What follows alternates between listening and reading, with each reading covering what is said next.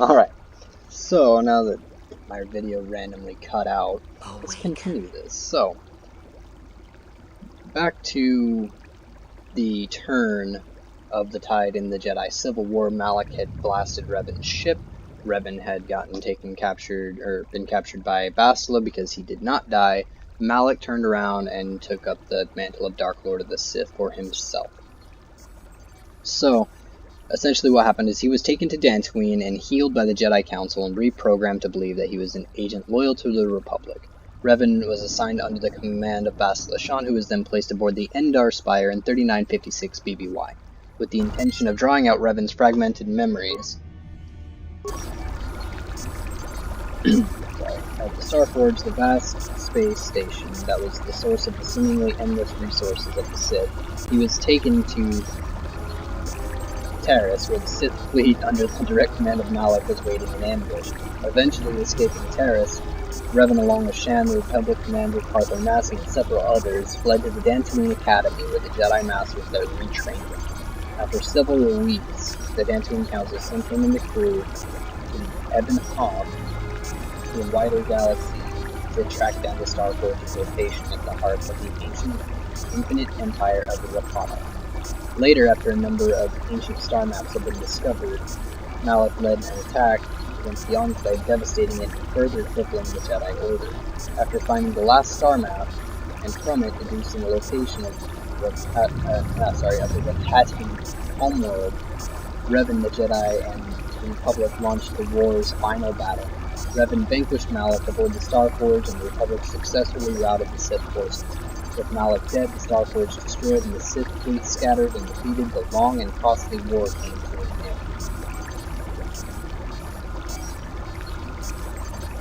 end. And that is the end of the first game. So, that brings us to game number 2, Story of the Jedi Exile, Nichasuya. So, that is exactly who we're playing as the Jedi Exile.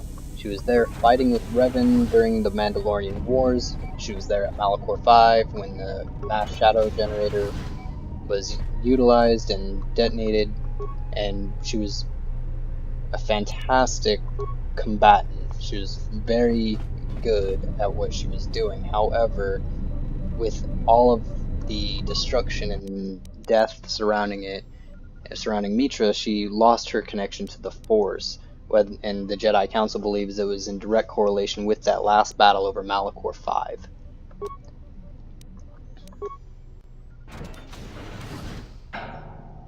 And then she went back, faced her trial at the Jedi Council for disobeying their orders and fighting anyways. She surrendered her lightsaber and went into exile. And then that's where we come in here. The Ebon Hawk, the ship we were on, fell under attack, and the prologue of this is playing as T3M4, who is the droid that is also in the first game belonging to Revan.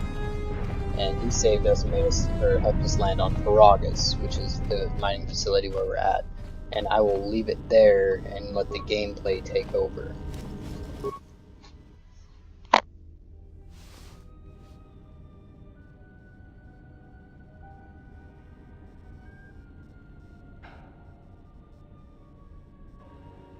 Find what you're looking for amongst the dead? Yes, I had hoped as much. I slept here too long and could not awaken. It may be I reached out unconsciously, and your mind must have been a willing one. Or perhaps you have been trained for such things. I am Kreia, and I am your rescuer, as you are mine. Tell me, do you recall what happened?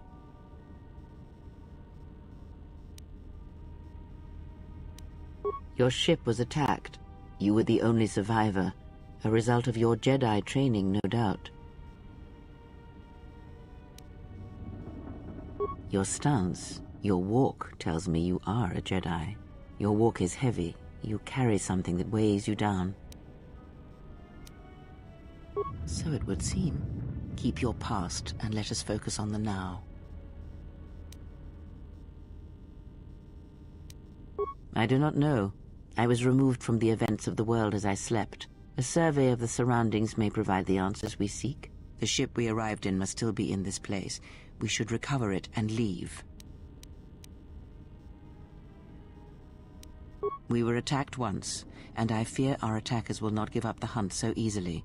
Without transport, weapons, and information, they will find us easy prey indeed. Even as I slept, I felt much unrest here. I saw strange visions, minds colored with fear. Now, everything here feels terribly silent. I would find out as much as you can about this place quickly. I fear we will need to depart as suddenly as we arrived. You may wish to extend your search to some clothes, if only for proper first impressions. I leave you to the explorations of this place. Here I will remain and attempt to center myself.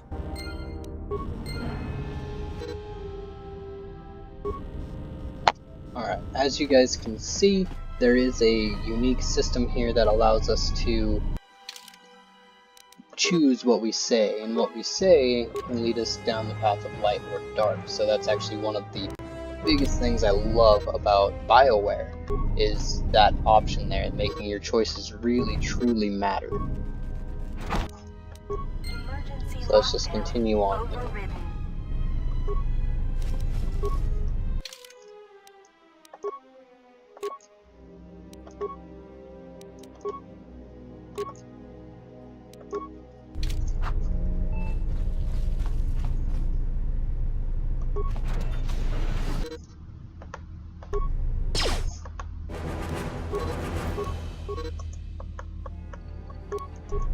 All these tooltips are throwing me off here.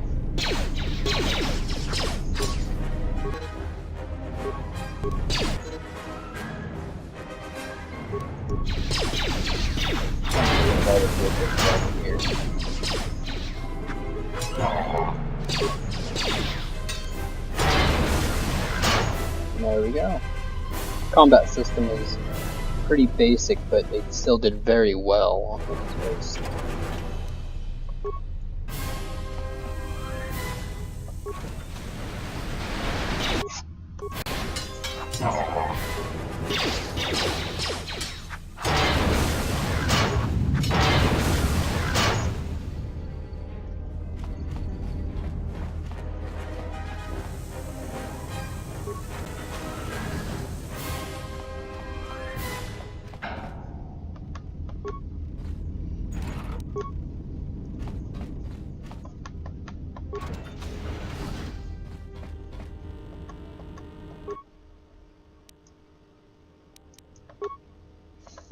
Is this thing on? All right, all hands, especially you, KOTOR. Listen up, because I'm not gonna say this again. The next one of you Juma heads to try and smuggle a blaster, or so help me, any sort of military-grade frag weapons into my facility is gonna take a long walk out the airlock. Why? Because in case you forgot, Peragian fuel explodes at high temperatures. That's what blasted that chunk out of Peragus 2 and created this asteroid field. So if I catch any of you with anything other than sonic charges or mining lasers, I'll burn you and your contract. Security out. And according to one of the miners, it was because one of the sonic charges went off prematurely. And like before, it was one set by a mining droid. The three idiots were grouped so close to the charge, it might as well have been a grenade going off. The blast turned their bones to dust. The blast wrecked the internal components of the droid that set the charge, though, so we can't even dissect it to see what happened. I don't like what's going on here. Ever since that Jedi showed up, things are getting worse. It's not just KOTOR and his miners, or the fights, but now the droids are acting crazy. If we don't find what's causing this, or who, this facility's gonna be space dust by the time the next Telos freighter arrives. So, you're in maintenance. Then maybe you can tell me what's going on with these droids. Sir, I don't know. It's like their behavior cores are undergoing binary decay, but I can't find the source. This shouldn't be happening. Well, that's reassuring. It isn't happening. So the next time we nearly have a breach in the ventilation tunnels, I could just close my eyes and pretend it's my imagination. You better give me some answers. I want to know the damage these droids can do if they start mining us instead of asteroid rock. Sir, these droids aren't combat models. Their mining lasers are weaker and less accurate than blasters. I doubt those droids could even hit one of us. Are you blind? What about the miners in Medbay? It's sabotage, and it started right after the commander said we weren't going to sell the Jedi to the exchange. So I want you to find out how these droids are being sabotaged. That'll tell me who's trying to clear a path to get that Jedi off the facility, and stop him. In the meantime, make sure the security's armed with all the ion and sonic charges you can find. If those droids start coming after me, I'm gonna need more than low-grade mining lasers to take them down. Clear? Yes, sir. Maintenance control out. Idiot. I installed an override switch to shut down any droids on this level, just in case someone locks me out of the administration console. As added insurance, I tied the override switch into the circuit to the holding cell door. It'll make sure it can only be opened if all droids in the level are shut down. I doubt Korta or any of his men have the skill to pull off something like this, but I'm not taking any chances while we're sitting in the middle of this asteroid minefield. Whoever's responsible won't be able to have the droids rescue him after I lock him up. Nothing will cut through that door. He'll be trapped. I secured the stealth field generator inside one of the footlockers in the security storage room. If I have the specs right, the interface field should be effective against the droid's sensors. All I need to do is equip the belt, and some skill with stealth in order to use it. As long as I don't get too close to the droids, they shouldn't detect me. If any more droids start malfunctioning, the belt should buy me enough time to get to the override switch I set up in the communications blister console. I'd rather shut them down than destroy them. I want to find out how these droids are being sabotaged. Maybe even turn them against whoever's sabotaging them.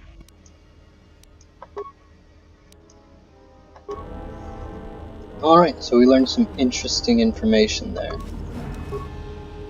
including his corpse there. So let's see if we can't open this up, because I don't have skill in security. That's okay. Come on now. There we go. Got a broken item and an ion grenade, so that's a bonus. So no stealth field generator for me. Broke it. That's okay. Be careful. There is much energy in the room beyond, yet it stems from nothing that lives.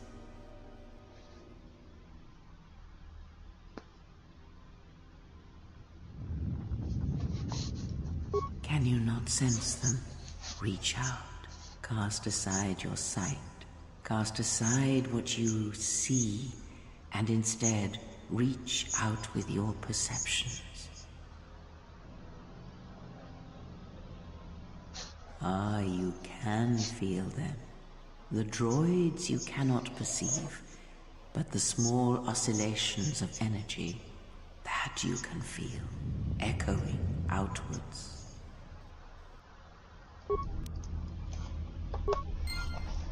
Essentially, anytime that happens, we should save the game. But I'm not too worried.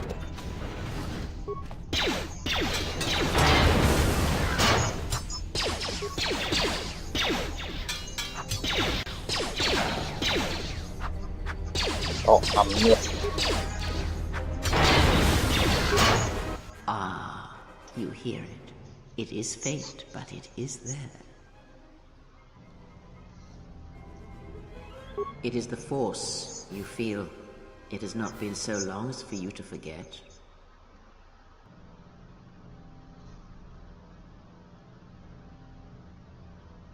Do not turn away from it.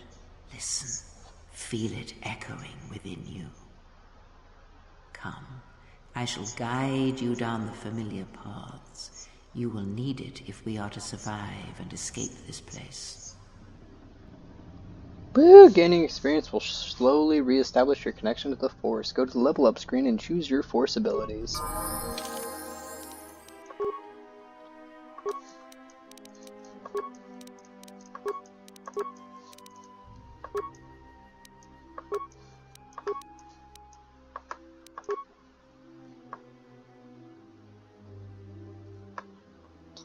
Go ahead and get the toughness going on. And for powers, let's see here. A good one to start with is always going to be burst of speed. It's always handy.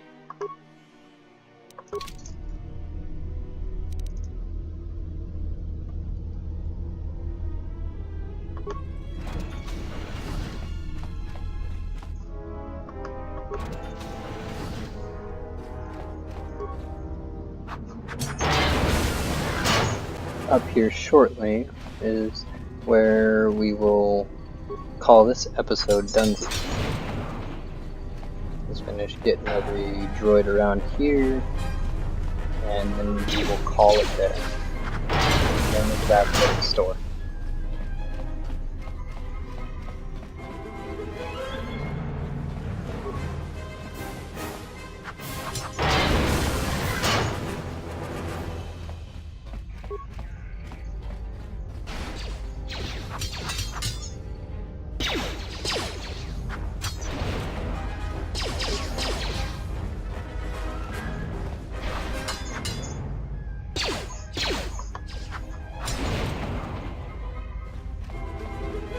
Alright, that is all of them.